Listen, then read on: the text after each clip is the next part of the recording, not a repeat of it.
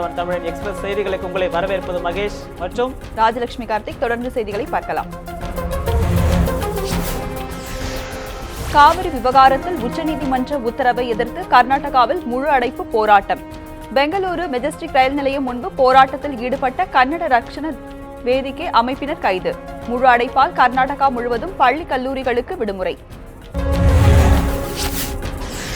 தமிழகத்தில் இருந்து கர்நாடகாவுக்கு பேருந்துகள் இயக்கப்படாததால் பயணிகள் அவதி. நூற்றுக்கணக்கான சரக்கு லாரிகள் தமிழக எல்லையில் நிறுத்தம். முழு அடைப்பையொட்டி ஒசூர், சத்தியமங்கலம் பகுதிகளில் இருந்தும் பேருந்துகள் இயக்கம் நிறுத்தம்.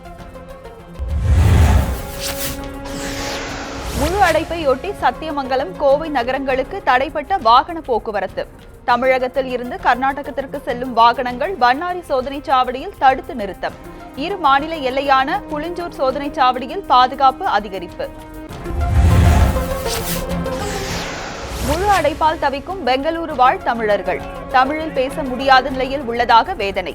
வெளியே செல்ல வழியின்றி தவிப்பதாகவும் தமிழர்கள் பேட்டி.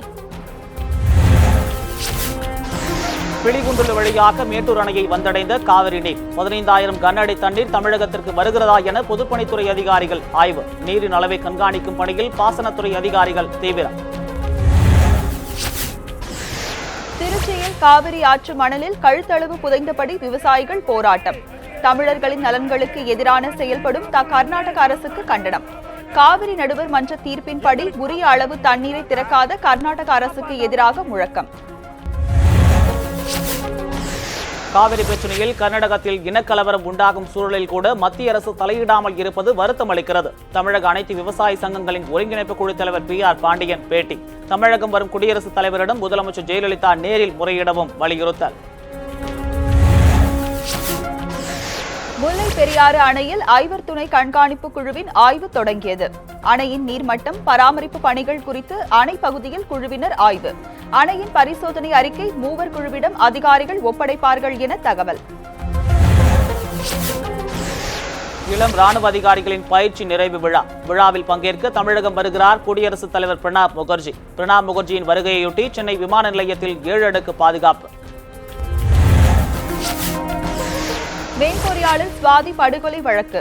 சிறையில் உள்ள ராம்குமாரின் நீதிமன்ற காவல் இன்றுடன் நிறைவு.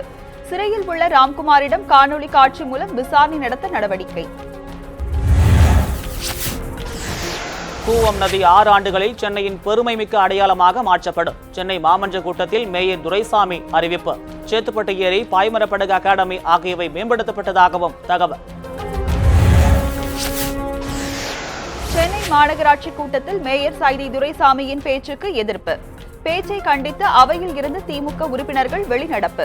மக்கள் பிரச்சனைகளை பற்றி விவாதிக்காமல் தேவையற்ற தகவல்களை மேயர் பதிவு செய்வதாக குற்றச்சாட்டு.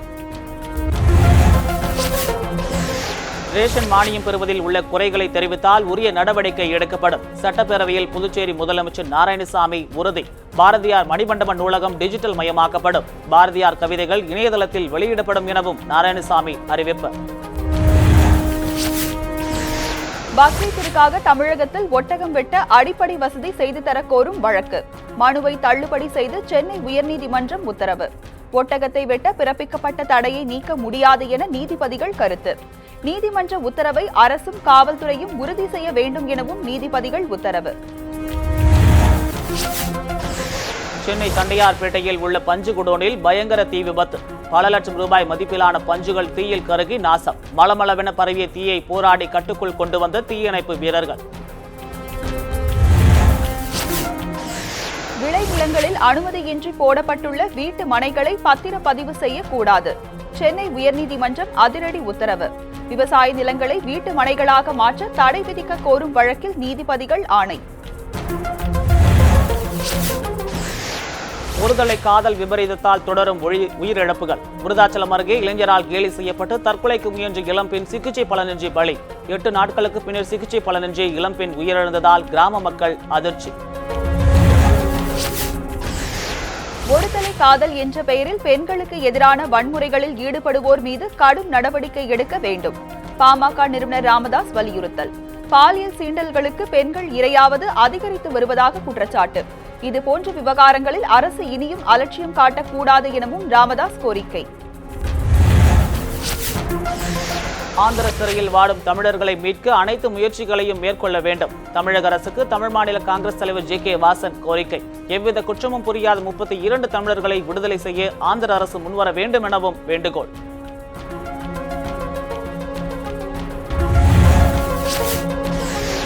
ராஜ்தானி சதாப்தி ரயில்களில் அதிகரிக்கும் கட்டண முறை சோதனை அடிப்படையிலேயே நடைமுறைப்படுத்தப்படும் என ரயில்வே வாரிய தலைவர் மிட்டல் விளக்கம். பயணிகள் வரவேற்பை பொறுத்து மாற்றப்படலாம் எனவும் கருத்து. முழு அடைப்பு போராட்டம் எதிரொலி. கர்நாடகா கொப்பல் மாவட்டத்தில் உள்ள தமிழ் IAS அதிகாரி ராமச்சந்திரன் வீட்டை முற்றுகையிட்ட கன்னட அமைப்புகள். தமிழர்களுக்கு ஆதரவாக ராமச்சந்திரன் செயல்படுவதாக கூறி முற்றுகை போராட்டம். மது குடிக்க பணம் கொடுக்காததால் மனைவியை வெட்டி கொன்ற கணவன். திருநெல்வேலி அருகே அரங்கேறிய கொடூரம். தலையுடன் பதுங்கிய கணவனை கைது செய்து போலீசார் விசாரணை. சிவகங்கை அருகே பள்ளி மாணவியை கிண்டல் செய்ததால் இரு பிரிவினரிடையே மோதல். திருமண வீட்டிற்குள் புகுந்து தாக்குதல் நடத்தப்பட்டதுடன் வீடுகளும் சூறை. பதற்றம் நிலவுவதை தொடர்ந்து போலீசார் குவிப்பு. காஞ்சிபுரம் அருகே தேசிய நெடுஞ்சாலை ஓரத்தில் உயிருடன் கிடந்த பச்சிளம் குழந்தை. பிறந்து 4 நாட்களே ஆன நிலையில் பெண் குழந்தை அனாதையாக சாலையில் கிடந்ததால் அதிர்ச்சி. மீட்கப்பட்ட குழந்தை 108 ஆம்புலன்ஸ் மூலம் அரசு மருத்துவமனைக்கு அனுமதி. மன்னார்குடியில் ஆதார் அட்டை பெறுவதற்கு நீண்ட வரிசையில் காத்திருந்த பொதுமக்கள். ஆதார் அட்டை விவரங்களை பெற போதிய இயந்திரங்கள் இல்லை என பொதுமக்கள் புகார். கூடுதல் இயந்திரங்களை பயன்படுத்தி விரைவாக ஆதார் அட்டை வழங்க வலியுறுத்தல். பாக்சலசந்தி கடல் பகுதியில் அதிக குதிரை திறன் கொண்ட படகு இன்ஜினை பயன்படுத்த மீனவர்கள் எதிர்ப்பு. தடை செய்யப்பட்ட படகு இன்ஜினை பயன்படுத்துவோர் மீது நடவடிக்கை எடுக்க வலியுறுத்தல். பிரச்சனையில் தலையிட மத்திய மாநில அரசுகளுக்கு கோரிக்கை. போக்குவரத்து நெரிசலால் சிக்கி திணறும் திருப்பூர் நகரம். நடை மேம்பாலம் அமைக்காமல் மாநகராட்சி நிர்வாகம் அலட்சியம் காட்டுவதாக பொதுமக்கள் புகார். 1 கோடி ரூபாய் மதிப்பிலான இரும்பு தூண்கள் துருப்பிடிக்கும் அவலம். திருத்துறைப்பூண்டியில் அரசு கல்லூரி மாணவர்கள் ஆர்ப்பாட்டம். மத்திய அரசின் புதிய கல்விக் கொள்கைக்கு கண்டனம். கல்லூரியில் குடிநீர் கழிவறை வசதிகளை செய்து தர கோரிக்கை. மேட்டுப்பாளையம் அருகே தண்ணீர் தொட்டியில் விழுந்த குட்டி யானை. நீண்ட நேர போராட்டத்திற்கு பின் JCB இயந்திரம் மூலம் குட்டி யானை மீட்பு. சுமார் 3 மணி நேரம் தண்ணீர் தொட்டியில் தவித்த குட்டி யானையால் பரபரப்பு.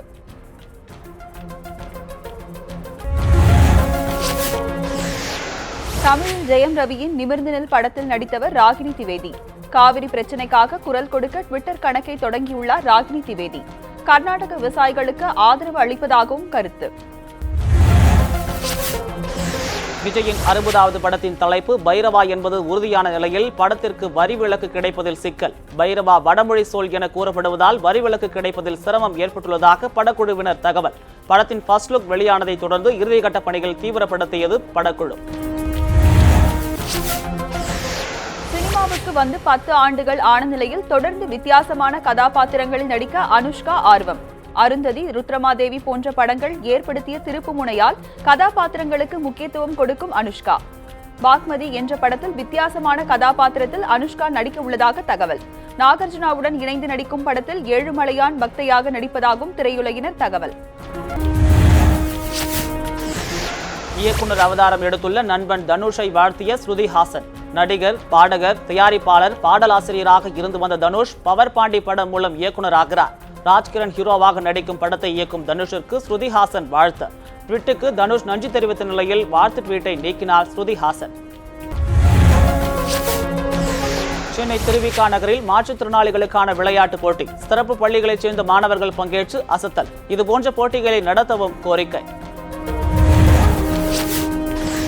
சென்னையில் ஆபரண தங்கம் 1 கிராம் 19 ரூபாய் குறைந்து 2970 ரூபாய்க்கு விற்பனை. சவரனுக்கு 152 ரூபாய் குறைந்து 23,760 ரூபாய்க்கு விற்பனை. வெள்ளி கிராமுக்கு 80 காசுகள் குறைந்து 50 ரூபாய் 30 காசுகளுக்கு விற்பனை. தமிழகம் மற்றும் புதுச்சேரியில் அடுத்த 24 மணி நேரத்தில் ஓரிரு இடங்களில் மழை பெய்ய வாய்ப்பு. வானிலை ஆய்வு மையம் தகவல். சென்னையில் வானம் மேகமூட்டத்துடன் காணப்படும் எனவும் அறிவிப்பு. இத்துடன் எக்ஸ்பிரஸ் நியூஸ் நிறைவு பெறுகிறது. அண்மை செய்திகளுக்கு தொடர்ந்து இணைந்திருங்கள் நியூஸ் 7 தமிழுடன்.